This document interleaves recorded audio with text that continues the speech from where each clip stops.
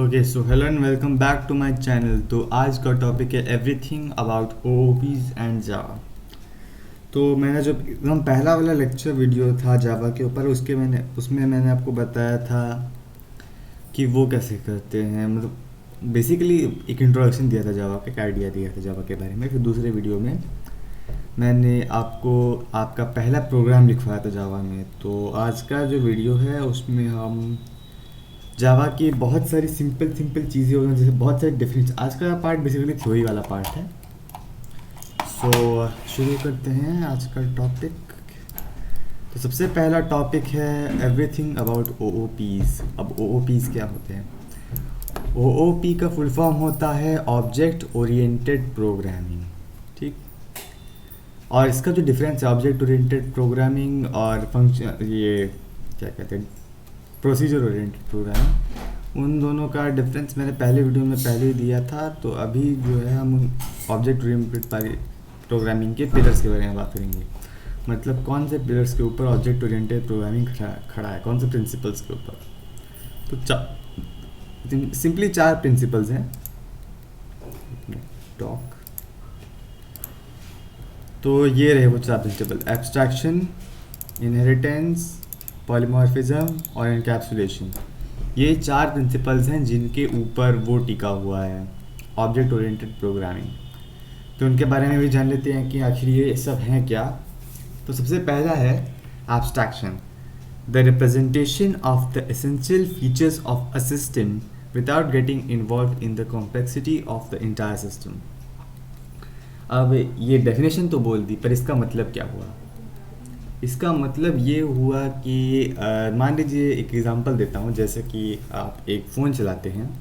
अगर आप एक छोटे से बच्चे से पूछेंगे कि तुम फ़ोन के बारे में सब कुछ जानते हो, तो वो बोलेगा हाँ मैं सब कुछ जानता हूँ, मैं आपसे ज़्यादा जानता हूँ।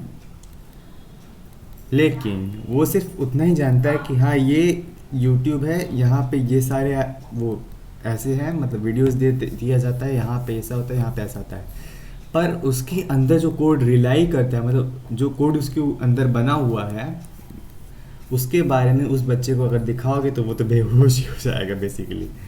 तो कहने का मतलब ये है कि जावा में जो जो आपका कॉम्प्लेक्स फीचर्स होते हैं, जो कोई सिस्टम की कॉम्प्लेक्सिटी होती है, उसको मेन प्रोग्रामर से छुपा के रखा जाता है। जो मेन जो लॉजिक होता है वो पहले ही प्रोग्रामर्स लिख चुके हैं। अब आपको उसके जो कॉम्प्लेक्स लॉजिक है उसको यूज़ करके आपको जो बनाना है बना सकते हैं। हम आपको उसमें कोई लॉजिक लिखने की ज़रूरत नहीं है। अब दूसरा पिलर है inheritance, the capability of class to use the properties and methods of another class while adding its own functionality. इसका मतलब क्या हुआ?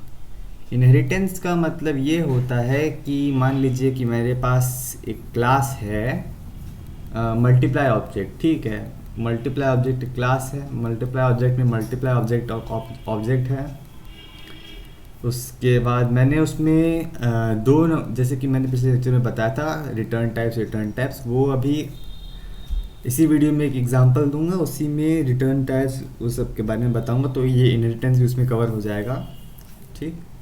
इनहेरिटेंस और एब्स्ट्रैक्शन दोनों ही कवर हो जाएगा बेसिकली।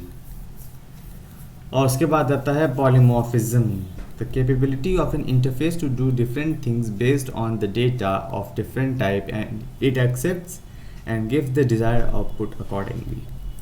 अब इसका एक एग्जांपल दे देते हैं। मान लीजिए आपके पास एक मेन्यू ड्रिवन प्रोग्राम है जिसमें आपने 3 चीज़ें दी हुई हैं। या तो आपको एक स्क्वायर का एरिया पेरीमीटर निकालना है, पहला ऑप्शन ये है। दूसरा ऑप्शन ये है कि आपके पास एक सर्कल का सर्कमफेरेंस और एरिया निकालने का ऑप्शन है। और तीसरा ऑप्शन ये कि आपके पास एक रेक्टेंगल का पेरीमीटर और एरिया निकालने का ऑप्शन है। तो हम अगर सर्कल चूज़ करेंगे तो वो प्रोग्राम हमसे रेडियस लेगा, सिर्फ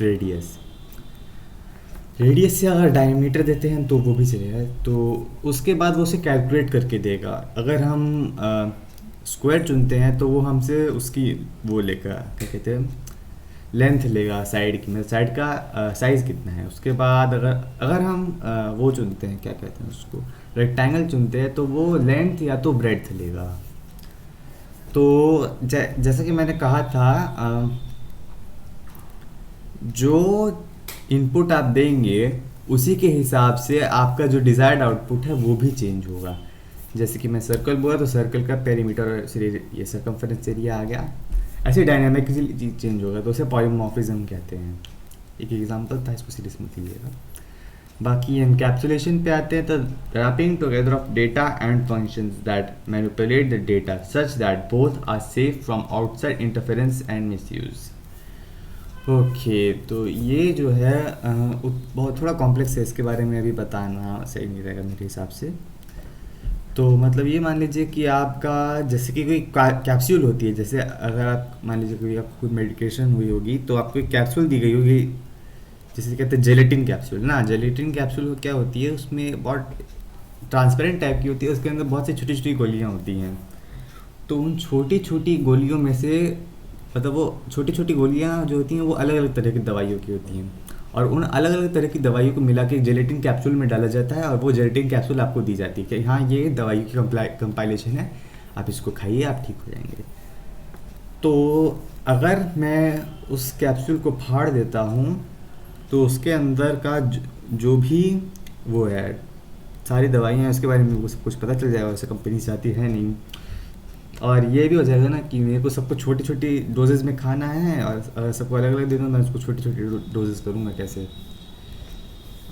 तो इसीलिए सिक्योरिटी पर्पसेस के लिए जो आपका डेटा फंक्शंस होता है उसको रैप कर दिया जाता है एक ही फाइल में, ताकि वो आउटसाइड इंटरफेरेंस और मिसयूज से बचा रहे। ओके ओके, सो अब हम देखेंगे एब्स्ट्रैक्शन और इनहेरिटेंस का एक एग्जांपल। तो यहाँ पे मैंने अपना ये इंटेलिजेंट आइडिया खोल के रखा है। तो इसमें यहाँ पे टेस्ट क्लास जो जावा देख रहे होंगे आप, तो यहाँ पे सबसे पहला काम तो मैंने इंपोर्ट किया java.util.scanner। तो इंपोर्ट का काम ये होता है कि ये किसी स्पेसिफिक वो पैकेज में से कोई स्पेसिफिक क्लास जो आपको यूज़ करनी रहती है, फॉर एग्जांपल स्विंग लाइब्रेरीज हो गई। यहाँ पे मैं फिलहाल स्कैनर क्लास को यूज़ कर रहा हूँ। अब स्कैनर क्लास का काम है आप जो इनपुट देते हैं उसको वो करना, प्रोसेस आपके यूज़र से इनपुट लेना कमांड लाइन में। स्विंग में तो अलग मेथड्स होते हैं, स्विंग के तो जावा एफएक्स में अलग मेथड होते हैं, कमांड लाइन में स्कैनर काम करता ज़्यादातर। तो यहाँ पे मैंने एक public class test class extends multiply object, ठीक है, मल्टीप्लाई ओबीजे कह सकते हैं। तो एक्सटेंड्स का मतलब क्या हुआ मैं पहले बता दूं, पहले मल्टीप्लाई ऑब्जेक्ट दिखा देता हूँ आपको। तो यहाँ पे पहले दिखा हुआ है एब्स्ट्रैक्ट क्लास मल्टीप्लाई ऑब्जेक्ट। सबसे पहले यहाँ पे मैंने एक एब्स्ट्रैक्ट क्लास बनाई है। अब एब्स्ट्रैक्ट क्लास का मतलब क्या है, मैंने बताया था कि आप जो उसके जो वो रहते हैं, जैसे कोई क्लास के जो कॉम्प्लेक्सिटी रहती है ना वो आपको नहीं फेस करनी पड़ती है, आपको बस उसको यूज़ करना रहता है, आपको उसकी कॉम्प्लेक्सिटी को फेस करना नहीं पड़ता, उसके अंदर का लॉजिक फेस नहीं करना पड़ता है। तो वही एब्स्ट्रैक्शन का मेन मोटिव है कि आपको ज़्यादा मेहनत नहीं करनी पड़े, क्योंकि प्रोग्रामिंग जैसे इवॉल्व होते जा रही है, इंसान वैसे लेज़ी होते जा रहा है। तो लेज़ीनेस का ही पुराना वर्जन कह सकते हैं। तो यहाँ पे मैंने इस क्लास को एब्स्ट्रैक्ट घोषित कर दिया है, मल्टीप्लाई ऑब्जेक्ट को मैंने एब्स्ट्रैक्ट घोषित कर दिया ताकि जो टेस्ट क्लास है वो इसको एक्सटेंड करे, मतलब वो इसको यूज़ करे और उसके फीचर्स से वो मल्टीप्लिकेशन निकाले दो नंबर्स का। तो इसका देखो, उसके बाद यहाँ पे मैंने लिखा public static double multiply double a comma double b. अब इसका मतलब क्या है, सबसे पहला काम तो पब्लिक स्टैटिक डबल मल्टीप्लाई, और यहाँ पे जैसे मैं पहले बताया था रिटर्न टाइप, या उस टाइम जब मैं कुछ रिटर्न नहीं कर रहा था तो मैंने वहाँ पे जैसे इस क्लास में जब मैंने बताया था मैं कुछ रिटर्न नहीं कर रहा था तो मैंने यहाँ पे वॉइड लिखा था, और यहाँ पे मैं एक वैल्यू रिटर्न कर रहा हूँ डबल सी, ठीक। तो मैं यहाँ पे डबल रिटर्न टाइप डालूँगा। अब अगर यहाँ पे अगर आप इंटीजर लेते हैं तो यहाँ पे आपके आर्ग्यूमेंट्स भी इंटीजर होने चाहिए और ये भी इंटीजर होना चाहिए रिटर्न टाइप, ठीक। अब बात करते हैं इसकी मल्टीप्लाई की। तो मल्टीप्लाई जैसे मैंने पहले बताया था मेन जो लिखा रहता है, और यहाँ पे मैं मेन लिखता तो ये एक रनेबल प्रोग्राम बन जाता, मतलब ये रन कर सकता था, पर यहाँ पे मैंने मल्टीप्लाई लिखा है तो ये जावा इसे नहीं दिखेगा। जैसे कि हमें मैं पहले भी बताया था प्ले बटन दिखा था यहाँ पे, पर यहाँ पे कोई प्ले बटन नहीं है। तो उसके बाद ये आता है ये क्या कहते हैं, सी ब्रैकेट्स कहते हैं, मैं क्या कहते हैं, चलो छोड़ो। इनके अंदर यहाँ पे दो चीज़ें दी हैं, double a comma double b. तो ये दोनों जो है आर्ग्यूमेंट्स रिसीव करते हैं। ये तुमको टेस्ट क्लास में दिखेगा कि कहाँ पे रिसीव किया आर्ग्यूमेंट। उसके बाद जब इन्होंने आर्ग्यूमेंट रिसीव कर लिया, उसके बाद वो डबल सी मैंने यहाँ पे इनिशियलाइज किया है, और डबल सी पे क्या स्टोर हो रहा है, ए इंटू बी। ठीक, ऑपरेशन इन जावा अगला वीडियो है तो उसमें ये सब भी बताऊँगा, ए इंटू बी। उसके बाद यहाँ पे मैंने जब इनको मल्टीप्लाई किया तो वहाँ पे टेस्ट क्लास में जहाँ पे मैं उसको बेसिकली बना रहा हूँ, मतलब जहाँ पे मैं वो इनपुट ले रहा हूँ, वहाँ पे मेरे को उसको रिटर्न भी करना पड़ेगा। इसलिए मैं यहाँ पे रिटर्न सी कर रहा हूँ ताकि जो वैल्यूज़ हैं वो जाके टेस्ट क्लास में रिटर्न हो जाए। मैं टेस्ट क्लास को दिखा देता हूँ। यहाँ पे मैंने public class test class extends multiply object इतना बता दिया था। उसके बाद public static void main string args, यहाँ पे देखो, यहाँ पे मैंने मेन लिखा है तो यहाँ पे प्ले बटन आ गया, है कि नहीं। अब उसके बाद आते हैं scanner s c equal to new scanner system dot in. Scanner dot class का एक वो इंस्टेंस बना रहा हूँ मैं यहाँ पे मैं स्कैनर का इंस्टेंस बना रहा हूँ जिसका नाम है एस सी, ठीक है। और यहाँ पे मैंने स्कैनर क्लास का आर्ग्यूमेंट्स क्या दिया है, सिस्टम डॉट इन। इसके बारे में मतलब ये सब इंटरनल जावा फाइल्स, इनके बारे में ध्यान देने की ज़रूरत नहीं है। और उसके बाद यहाँ पे सिस्टम डॉट आउट मैं पहला मैसेज दे रहा हूँ, एंटर नंबर 1। तो यहाँ पे लिखा है double k is equals to s c dot next double.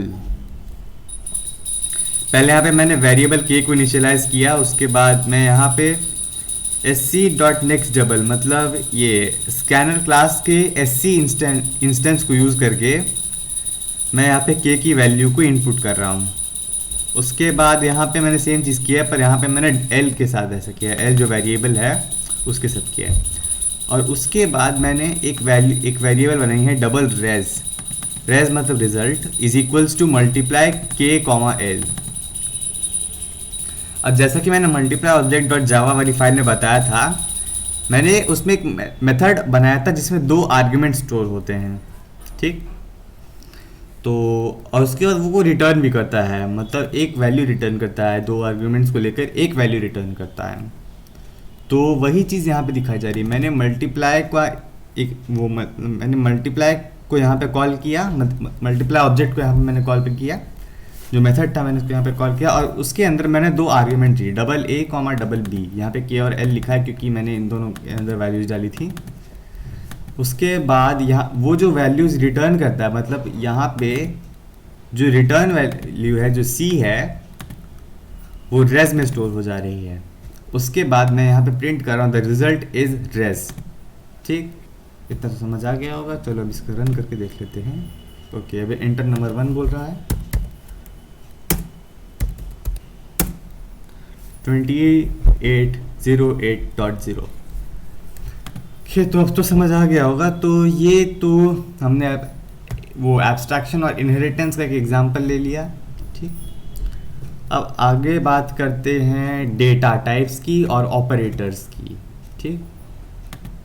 तो मैं वो सोच रहा हूँ कि अभी इसके बाद एक छोटा सा और एक शॉर्ट वीडियो निकलेगा, उसमें वो एक्सप्लेन करूँगा। तो अभी के लिए thank you, please subscribe to my channel and like the video if you really liked it, and thank you.